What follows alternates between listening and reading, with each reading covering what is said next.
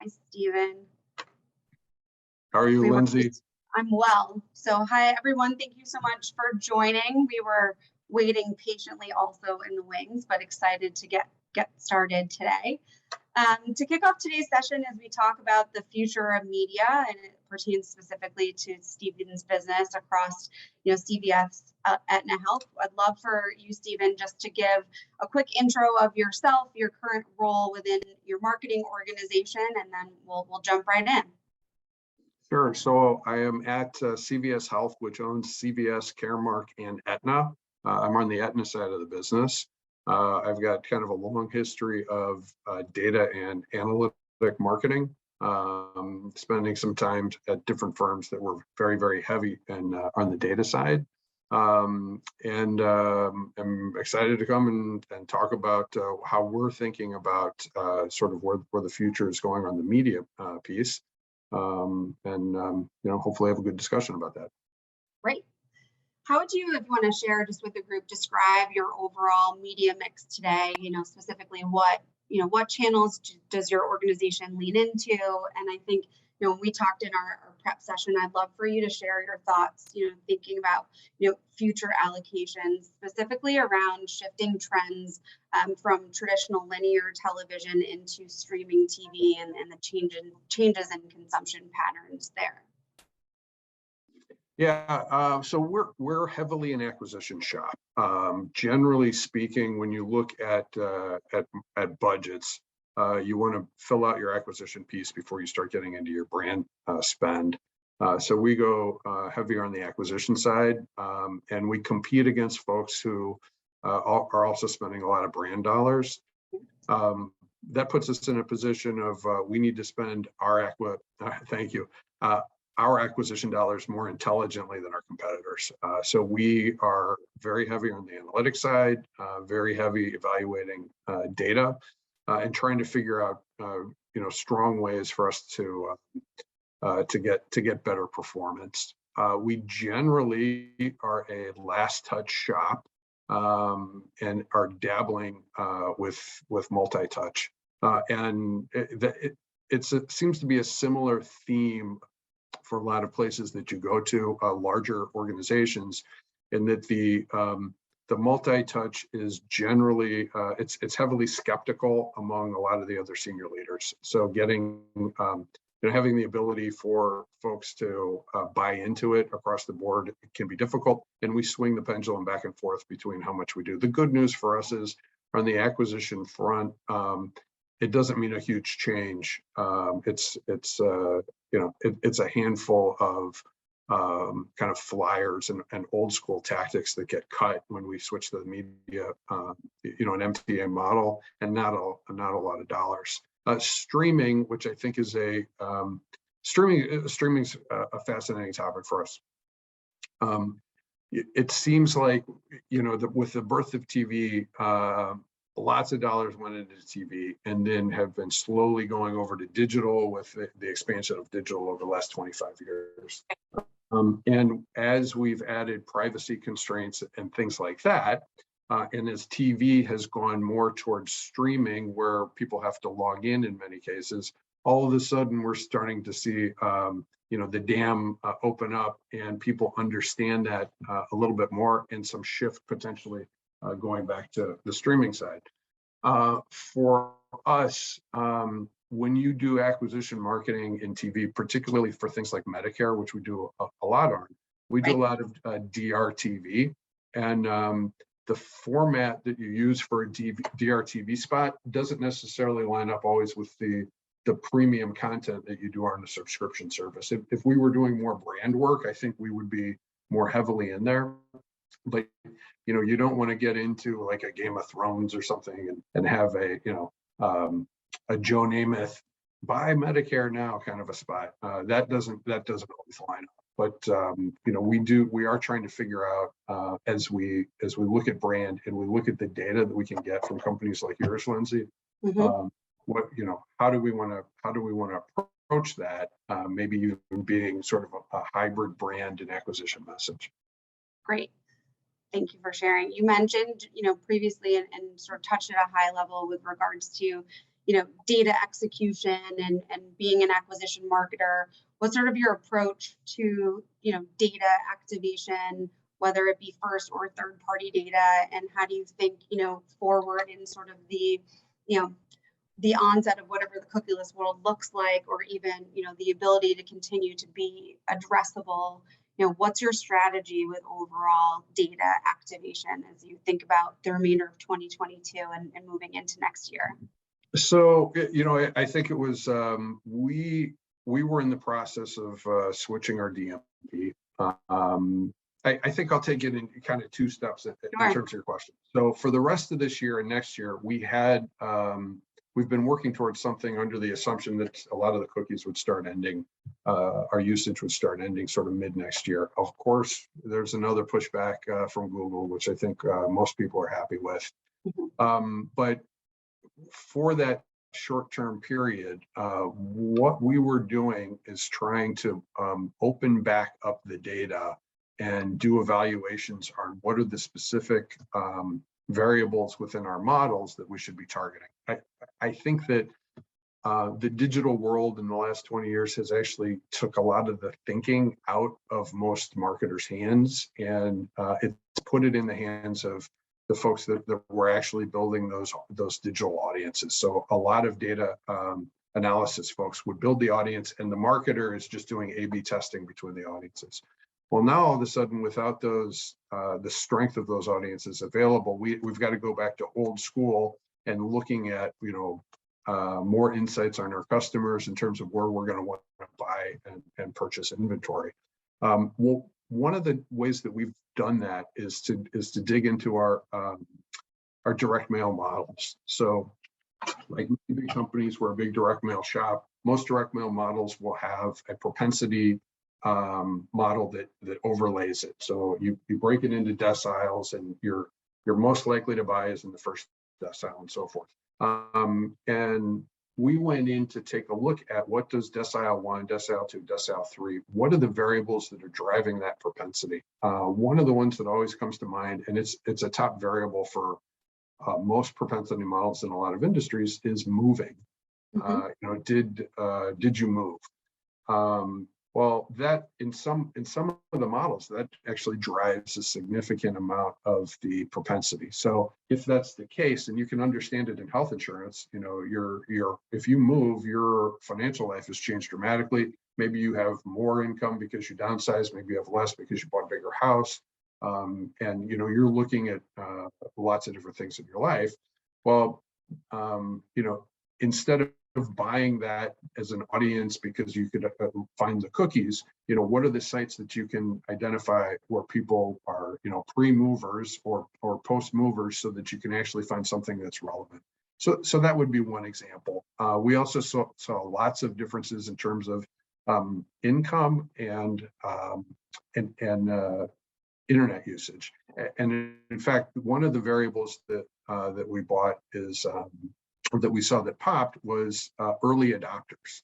So in some of our products, we found that early adopters of different web technologies and app technologies had a higher propensity to buy our products. So you can imagine if without a cookie to go out and find those folks, we could go out and contextually look at where are the sites where we think that those early adopters are looking online, and then buy direct inventory there. Great. Thank you for sharing. When we think about, we discussed sort of in our prep too, just overarching emerging trends, what has been your approach to emerging media? And I think, within the confines potentially of, social, or the emergence of, even, advertising within TikTok, how does your organization sort of approach emerging media trends? And has there been any program that's, proved to be successful for your business this year? Yeah, there's probably 3 or 4 things that drive our decisions with that. First of all, one of the things that we've figured out is that you have to have the right media type, media format for the channel that you're in. So you can't, I think we're on YouTube recording this today. you cannot just take a TV spot and just drop it straight into YouTube, right? A skippable sort of thing. You need to design for smaller screens, all those sorts of things. What works in TikTok doesn't work in Instagram. Right. And for every channel that you add, if you are adding a different format, then you're adding cost. So depending on your budget, and the percent of dollars that you want to be in non-working, so developing your creative, that should help inform how many channels that you want to be in, and which ones to be in, because being in all of them means that you're taking working dollars out of your budget, and for an acquisition shop like us, that doesn't make a lot of sense. So we want to try and be very strategic about where we think our customers are. The Medicare group generally isn't in TikTok. Not that there aren't, influencers in there that we could find, but the numbers for an optimal distribution, the numbers don't make sense for us there. Right. The other thing that we found is, which was an interesting insight. It came out not that years ago that attention spans are shrinking. And we did some research on that so that we could figure out how do we speed up our messages or not. And one of the things that we found is that we actually found that wasn't true. The average time spent with media had declined, but it's because of things like TikTok and Instagram. But when you looked at the overall consumption on other types of media, it actually had gone up. And if you think about, like, when I was a kid, I think The Goonies was like a 90-minute movie versus, Endgame is like a 2.5-hour movie. I read the Chronicles of Narnia as a kid, and those are, maybe 200-page books. My kids are reading 500-page Harry Potter books. Kids today are more likely to sit down and watch a full trailer, than I was at that age. So we still have an opportunity to, and binging, right? So they'll binge TV for hours and hours. So we have a good opportunity to continue to put, longer messages, and we don't have to always go so fast when we talk to the customers. And what's terrific about that is that not all impressions are worth the same amount. A 5-second impression should be worth less to you than a 30-second. And giving us the opportunity to tell the story over 30 seconds is a lot more meaningful. Agreed. With regard, you touched earlier a little bit about your approach as an organization to measurement, and I'm sure there's probably lots of folks who have joined that may be curious about sort of your overall approach, if you wanted to share in more detail about measurement solutions that you found impactful, and obviously with the disruption certainly in the traditional linear space with different solutions that are coming to the forefront. Would love just your POV on advancements in measurement solutions and where you see continued sort of disruption in the overall landscape and specifically for your organization. Yeah, I've been in a number of large brands, and each one has something unique about the measurement that you sit there and you scratch your head, why are they doing this? And there's some crazy business rationale that it makes it seem like the way that you want to optimize is preventing you from optimizing properly. And for us, we look at both leads generated as well as sales. And then there's always a battle back and forth in terms of, do you want to optimize to sales or do you want to optimize to leads? And because, in our space, a lot of brokers will actually close sales, there's a benefit to figuring out how you optimize to one versus how you optimize to the other. So when we talk about our media mix modeling and our MTA versus LTA, we've got to, one of the ways that we've tried to combat this is by showing both when we go into a meeting with the senior team. So we say, listen, here's what we would do. Here's what we would recommend. I understand that this, you're looking at a different metric. So instead of picking one or the other, we're going to put them both side by side on the page and show you what the difference is. In general, every once in a while, you'll find like a huge swing. Like we're going to take everything out of direct mail and put it into TV or something like that. But in most cases, what you'll find is is that you're going to have more of a modest mix, and you can sort of talk to your partners and figure out is it okay to make those shifts. I would say that I think I said enough. How do you think that then impacts sort of your overall approach to personalization strategy? You discussed certainly with direct mail into linear and obviously down funnel into digital. Are each of those outputs then having, and you mentioned waiting before, are those directly impacting how you approach your overall go to market with regards to personalization strategies? So there's a couple of factors there. If you're just looking at the analytics of personalization, say you're putting somebody's name in a message, analytically speaking, you may say this is working or it's not working. Right. But you need to take a step back and say, did the copy properly suggest how we should use personalization? Because if you're showing it in the creepy way versus in a non-creepy way, that makes a huge difference. From there, you can figure out where does it make sense to do it and where does it not make sense to do it. Sometimes it's very nice to see the background of your city somewhere. Sometimes it makes no difference whatsoever. So your A/B testing, I think, can figure most of that out. But there is also a point of diminishing returns on personalization. If you're not doing segmentation within your organization, then a lot of the personalization doesn't make sense. And if you find that your segmentation is valuable, then you should be building creative around that and finding the right channels for that.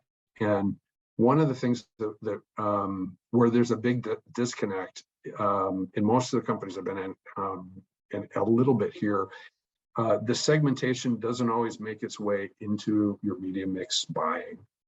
So because we run our programmatic optimization, you may be just finding inventory, the cheapest inventory with the highest, click rates or whatever's driving that, but you're not setting it up foundationally. So the tail starts wagging the dog. You're getting, a couple basis points better every session, but are you actually hitting your customers' needs? And from time to time, I think you've got to go back and reground yourself. What are the insights that you're using? Are you testing those insights? Are you testing those messages? And I think you'll find that in highly differentiated industries, that exercise pays off for you because that messaging is going to do dramatically better. In industries where it's mostly awareness marketing, and for those who yell the loudest that get the most sales, you're going to want to be optimizing. Great. We discussed, and for those who have joined us, we think about future of media and sort of different relationship dynamics across partnerships.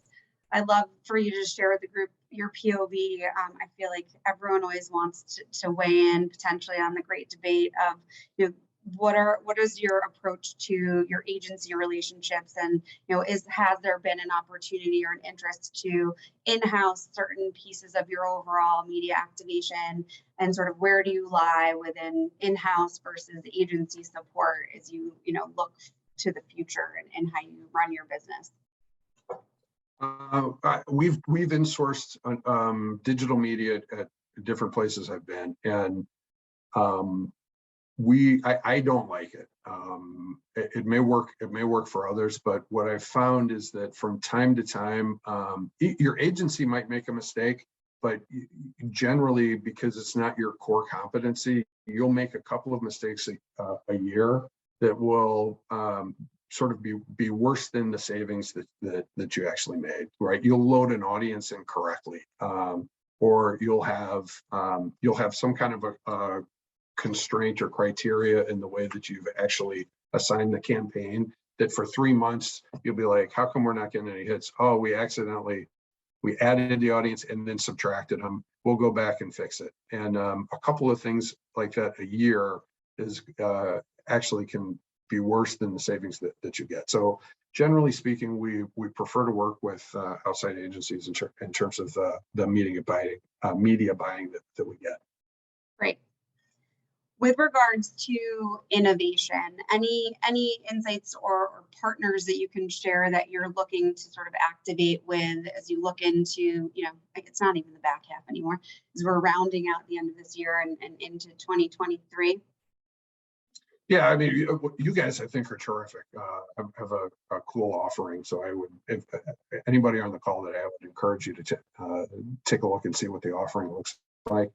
But I think that we will continue to see an evolution sort of away from existing programmatic audiences. And I think we're going to see more custom audiences and in some ways more walled gardens with the big inventory players aren't digital. And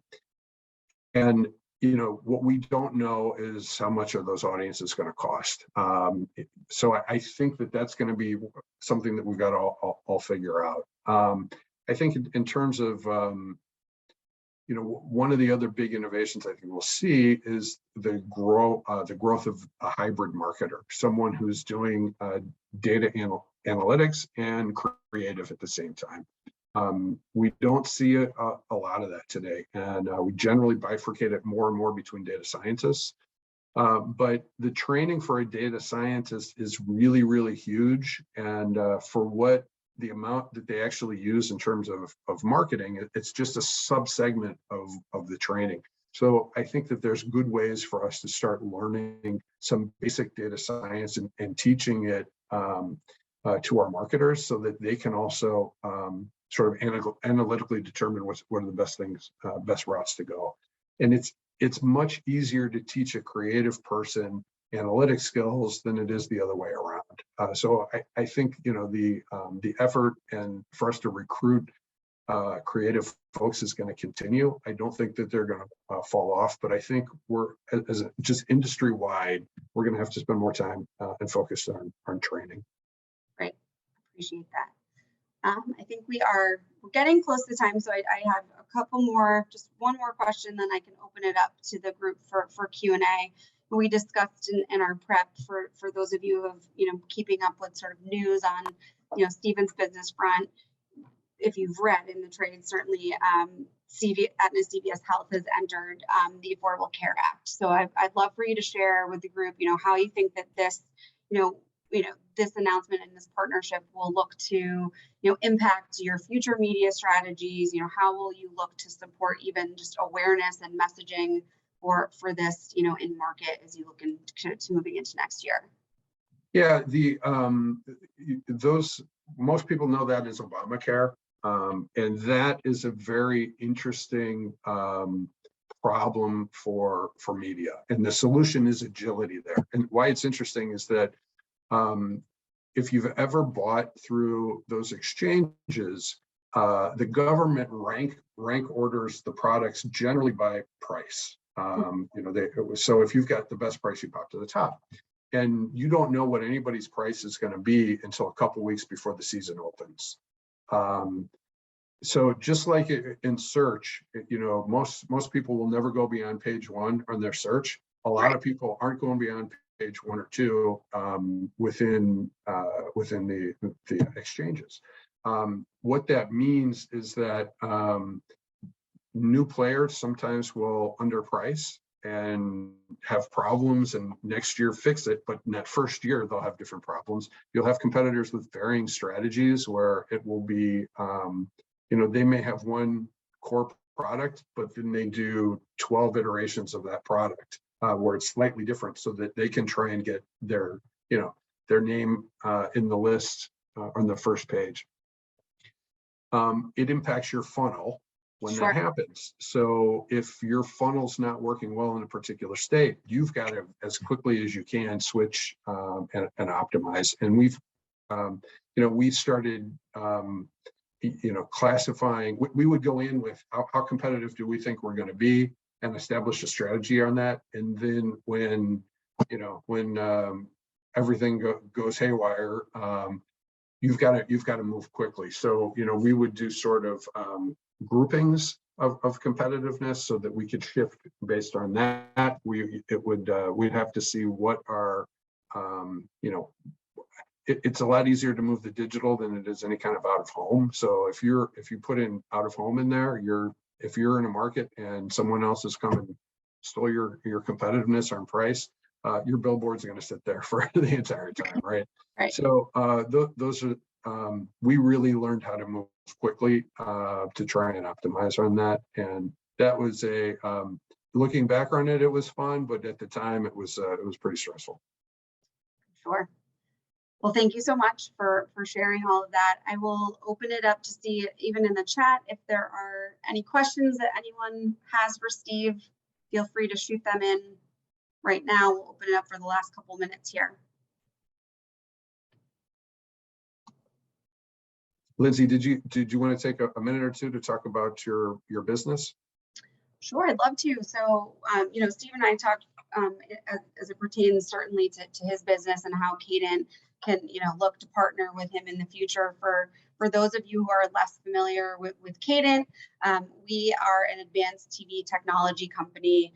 The legacy sort of core offering of our business has been the ability to provide efficiencies in the national cable and broadcast space by aggregating from each of the individual MVPDs. We have access to over 200 MVPD partners inventory, as well as 1,100 broadcast stations. So we've provided brands and agencies historically an efficient way to buy national media. Over the last handful of years, Cadent has made a substantial investment in technology. We have our own proprietary tech stack called Aperture. Within our Aperture stack, we have a data onboarder. So, we have the ability to identify first-party data sets, pull those directly into our platform. We have a third-party data marketplace that houses over 70,000 third-party segments that are readily available to activate against. We have our own ID graph, which is patented cookieless technology that allows us to resolve identity at the household level. We have our own DSP, so the capability to deploy audiences not only across linear, but also in OTT and CTV, and then a transparent reporting dashboard. And then from an offering standpoint on the advanced TV side of our business, we have index-based television or data-driven linear, so the ability to identify the highest concentration of a strategic audience, so that first or third-party data set across not only 90 plus cable networks and day parts, but also in the broadcast space. And then certainly both nationally as well as at the geo-targeted level.